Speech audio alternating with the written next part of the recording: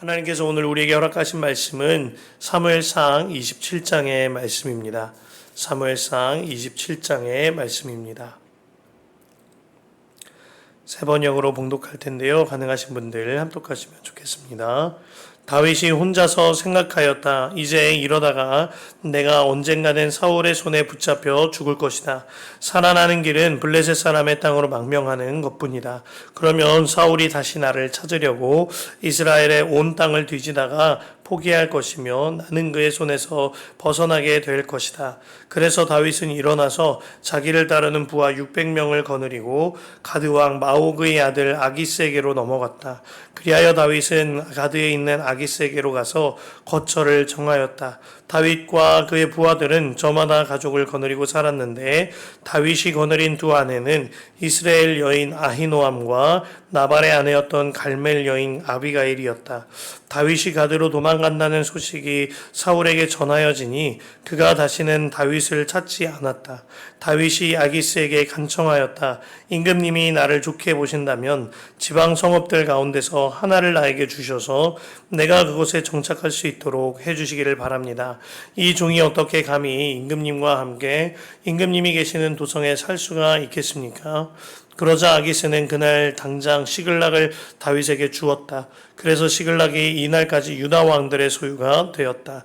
다윗이 블레셋 사람의 지역에서 거주한 기간은 1년 넉 달이었다. 바로 그 기간에 다윗은 부하들을 거느리고 다니면서 구술 사람 기르스 사람과 아멜렉 사람을 습격하곤 하였다. 그 사람들은 오래전부터 수르 광야와 이집트 국경선에 이르는 전 지역에서 살고 있었다. 다윗은 그들이 사는 지역을 칠 때에는 남녀를 가리지 않고 한 사람도 살려두지 않고 양과 소와 나귀와 낙타와 옷을 약탈하였다. 약탈물을 가지고 아기스에게로 돌아가면 아기스는 의뢰 그대들이 오늘은 어디를 습격하였소 하고 묻고 그럴 때마다 다윗은 유다 남쪽을 지역을 털었다느니 요라무엘 족속의 남쪽을 지역을 털었다느니 또는 겐 족속의 남쪽 지역을 털었다느니 하는 식으로 대답을 하곤 하였다. 다윗이 남녀를 가리지 않고 죽이고 가드로 데려가지 않은 것은 그들이 다윗의 정체를 알아 다윗이 그런 일을 하였다고 폭로할까 두려웠기 때문이다. 다윗은 블레셋 사람의 지역에 거주하는 동안 언제나 이런 식으로 처신하였다. 아기스는 다윗의 말만 믿고서 다윗이 자기 백성 이스라엘에게서 그토록 미움받을 짓을 하였으니 그가 영영 자기의 종이 될 것이라고 생각하였다. 아멘. 하나님의 말씀입니다. 주님 안에 참 좋은 목요일입니다. 우리 함께 새벽을 깨움이 큰 기쁨입니다. 쾌도난마라는 책에서 낙심은 영적인 가드를 내리게 하는 것이다 이런 말 하였는데요. 고개가 끄덕여졌습니다. 이 복싱 선수들에게 가장 중요한 것은 팔로 얼굴을 가리는 가드를 올리는 것입니다. 그런데 마귀는 우리에게 낙심을 주어서 이 가드를 올릴 만한 힘마저 빼버린다는 겁니다. 그로 인하여 우리를 넉다운 시키려는 것이 마귀의 전략인 거죠. 오늘 다윗도 그 전략에 걸려 넘어졌습니다. 24장과 26장에 이르러 반복되었던 사울의 위협은 다윗의 멘탈에 큰 타격이 되었습니다. 골리앗을 죽인 순간부터 오늘에 이르기까지 사울의 위협은 반복적이었고 그 반복적인 영적 공격에 다윗의 영적 가드가 내려가게 된 겁니다. 낙심하게 된 거죠. 그로 인하여 하나님의 생각이 아니라 자신 혼자서의 생각을 붙잡게 되었습니다. 그 말씀이 1절입니다. 다윗이 혼자서 생각하였다. 이제 이러다가 내가 언젠가는 사울의 손에 붙잡혀 죽을 것이다. 살아나는 길은 블레셋 사람의 땅으로 망명하는 것뿐이다. 그러면 사울이 다시 나를 찾으려고 이스라엘의 온 땅을 뒤지다가 포기할 것이며 나는 그의 손에서 벗어나게 될 것이다. 생각이 말을 낳고 말이 행동을 낳고 행동이 습관을 습관이 운명을 그 사람의 전체를 결정한다라는 말을 한 번쯤은 들어보셨을 겁니다. 사실 이 말은 마하트마 간디가 했던 말인데요. 간디는 이 앞에 한마디를 덧붙여서 말했었습니다. 당신의 믿음이 생각을 낳는다. 그 생각은 말을, 그 말은 행동은 그 행동은 습관이 당신의 가치관을 결정한다 라고 하였죠. 다윗이 그랬던 겁니다. 지금까지 하나님만 믿고 하나님만 의지했던 다윗이 상황을 믿게 된 거예요. 그로 말미암아 자신의 상황이 생각으로 사로잡히게 된 거죠. 반복된 위협에 쫓기는 상황과 함께하는 600여 명의 아둘람 공동체를 먹여야 하는 상황, 불투명한 미래, 이러한 것들이 하나님을 향한 믿음보다 더 크게 보였던 겁니다. 그로 말미암아 하나님 생각이 아니라 내 생각으로 꽉 차게 된 겁니다. 잠언 16장 31절과 3절에 마음의 경영은 사람에게 있어도 말의 응답은 여호와께로 나오느니라. 너의 행사를 여호와께 맡기라. 그리하면 네가 경영하는 것이 이루어지리라 하였는데 이와 반대 방향으로 가고 있는 거죠. 다윗은 믿음 없음으로 인하여 자신을 따르는 600여 명의 아둘람 공동체를 데리고 블레셋에게로 망명합니다. 지난 21장에서도 다윗은 블레셋에게 망명하고자 했지만 주님께서 보호하여 주셔서 돌이킬 수 있도록 되었는데 그가 오늘 또 한 번 동일한 실수를 범하고 있는 거죠. 여기에 사람의 연약함과 또한 하나님의 은혜로우심이 함께 깃들어져 있습니다. 사람은 언제나 다윗처럼 반복적으로 넘어지고 실수합니다. 그러나 하나님께서는 그럼에도 불구하고 은혜를 베풀어 주시는 겁니다. 이런 이야기들이 성경 속에 너무나도 많이 써져 있죠.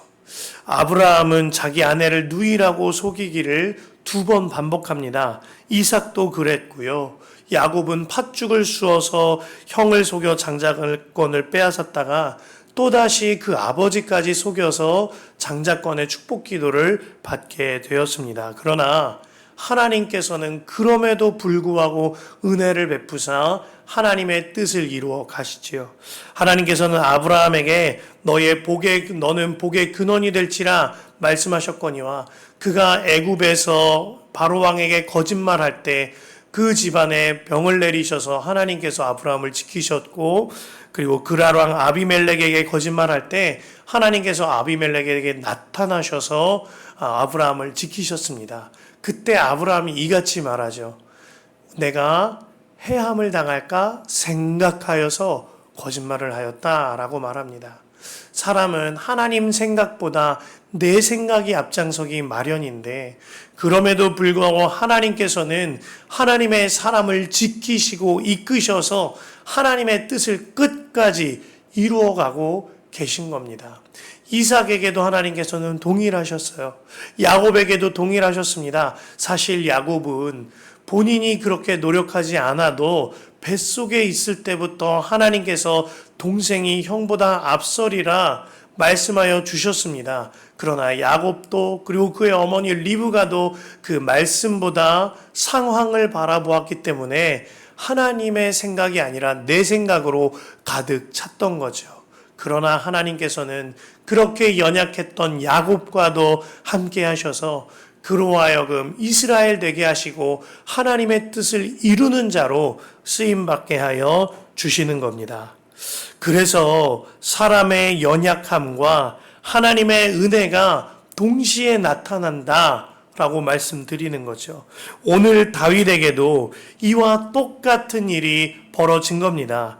다윗은 하나님만 바라보면서 사울을 살려주기까지 하였는데도 반복되는 어려움 앞에 실수를 범하고 넘어지고 쓰러집니다. 눈에 보이지 않으시는 하나님보다 당장 자기 눈에 보이는 블레셋의 왕에게 망명하는 실수를 범하는 거예요. 그러나 그럼에도 불구하고 하나님께서는 그와 함께 하시며 그를 지키시고 그를 보호하십니다. 6절에 보면 다윗의 요청에 의하여 다윗 공동체가 시글락 땅에서 살게 되었다라고 하였어요. 6절을 그러자 아기스는 그날 당장 시글락을 다윗에게 주었다. 그래서 시글락이 이날까지 유다 왕들의 소유가 되었다. 사실 시글락은 여호수아 때에 가나안을 정복할 때 시므온과 유다 지파에게 하나님께서 내어주었던 허락하셨던 땅입니다. 그 내용이 여호수아 15장에 있지요. 그러나 그들이 그 땅 점령하기를 더디하였거나 차후에 빼앗김으로 말미암아 시글락이 블레셋의 땅이 되어진 겁니다. 그렇게 놓쳐버린 이 약속의 땅을 다윗과 그 공동체가 피 한 방울 흘리지 않고 받았거니와 훗날의 유다 왕들의 땅이 되게 한 것이지요. 역대상 12장을 보면 이때에 많은 용사가 다윗을 찾아서 시글락에 모여들었다라고 했습니다. 역대상 12장 22절에 그때의 사람이 날마다 다윗에게로 돌아와서 돕고자 함에 큰 군대를 이루어 하나님의 군대와 같았다. 그들이 훗날 다윗이 이스라엘 왕이 될 때 다윗의 군사적인 기반과 다윗 곁을 지키는 이들이 되는 겁니다. 그들 중에는 요단강이 홍수로 범람함으로 인하여 헤엄쳐 온 자들도 있었다고 했습니다. 역대상 12장 15절이요. 또한 블레셋과 전쟁이 일어날 때 사울에게로부터 탈영하여 다윗에게로 도망친 자들도 있었다고 했습니다. 같은 장 19절이에요. 다윗이 자신의 목숨을 부지하고자 피하였던 연약함으로 인하여 도망쳤던 블레셋의 시글락 땅에서 아둘람 공동체가 시글락 공동체로 업그레이드 되는 역사를 경험하게 된 겁니다. 다윗은 실수했고 넘어졌고 어리석었습니다. 자기 생각대로 행했어요. 그렇게 피한 곳이 시글락이었습니다. 그러나 그럼에도 불구하고 하나님께서는 그의 생각보다 훨씬 더 앞서가시며 그를 보호하시고 그를 이끄셔서 하나님의 뜻을 이루시고자 신실하고 성실하게 일하여 주신 겁니다. 이것이 사람의 연약함과 그와 동시에 더욱 크게 나타나는 하나님의 전적이고도 헤아릴 수 없는 은혜인 거죠. 중세 격언 중에 이런 격언이 있습니다. 하나님은 절름발이 말을 타시고 꼬부라진 막대그리기를 가지고 반듯하게 기록하신다 라는 말이 있답니다. 정말 그렇죠. 하나님은 절름발이 말과 같은 다윗이지만 꼬부라진 막대기 같은 다윗이지만 주님의 역사를 반듯하게 기록하고 계신 겁니다. 그러나 이 은혜가 다윗에게만 베풀어진 것이 아님을 아셔야 해요. 우리 또한 다윗처럼요, 위아래로 들쭉날쭉한 삶을, 그러한 신앙생활을 해나갈 때가 너무나도 많죠. 우리는 다윗처럼요, 롤러코스터 같은 신앙생활을 해나가기도 합니다.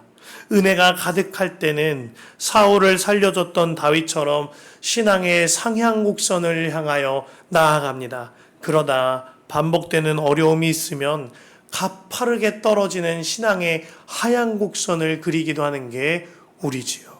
그러나 그럼에도 불구하고 주님께서는 더없이 안전한 안전벨트 되어 주셔서 목적지까지 우리를 아무런 사고 없이 도착하게 하십니다. 이것이 우리의 연약함과 하나님의 은혜로우심인 것이죠.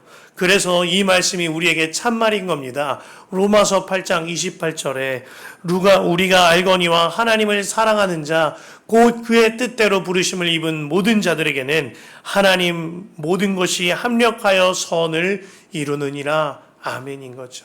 같은 장 38절 이하에 내가 확신하노니 사망이나 생명이나 천사들이나 권세자들이나 현재일이나 장래일이나 능력이나 높음이나 기쁨이나 다른 어떤 피조물이라도 우리를 우리 주 그리스도 예수 안에 있는 하나님의 사랑에서 끊을 수 없으리라. 아멘인 겁니다. 말씀을 통하여 명확하게 깨닫게 됩니다. 다윗의 달란트와 다윗의 능력과 다윗의 어떠함과 그의 신앙과 그의 믿음이 그를 이스라엘의 왕으로 세운 것이 아니라는 겁니다. 전적인 하나님의 은혜인 거예요. 우리도 마찬가지입니다. 우리의 달란트와 우리의 어떠함과 우리의 신앙, 좋아 보이는 믿음, 이러한 것이 우리를 하나님의 백성으로 성도로 부름받게 한 것이 아닙니다. 전적인 하나님의 은혜예요. 그렇다면 우리가 바라보아야 할 것이 너무나도 분명한 거죠. 오직 주님인 거예요. 우리는 주님 안에 있어야만 살아갈 수 있는 존재인 겁니다. 이를 위하여 우리가 날마다 새벽을 깨워 기도하시자, 날마다 예수님과 동행하는 일기를 쓰면서 주님 안에 살아가시자 말씀을 드리는 거예요. 저는 처음에 이 새벽 기도하고 또한 예수님과 동행하는 일기 쓰는 일이 간절한 몸부림이라고 생각했습니다. 주님 안에 거하기 위하여, 그리고 내 영혼이 숨을 쉬기 위하여 날마다 주님 안에서 몸부림치는 거다, 이런 생각했습니다. 이 또한 참 귀한 겁니다. 영혼의 몸부림은 틀림없이 그 절박함은 주님께서 주신 일일 테니까요. 그러나 하나님께서 정말 원하시는 상태는 이러한 영적인 몸부림의 상태가 아님을 깨닫게 됩니다. 주님 안에 거하는 것이 너무나 기쁘고 행복한 그 상태. 그리하여 새벽에 기도하는 일이 너무나도 사모되고 행복한 그 상태.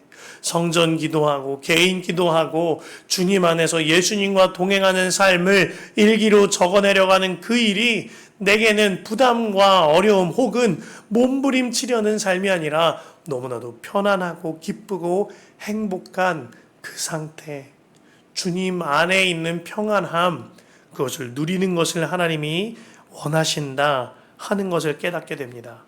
제가요, 저희 집에 있을 때 제일 편안하거든요.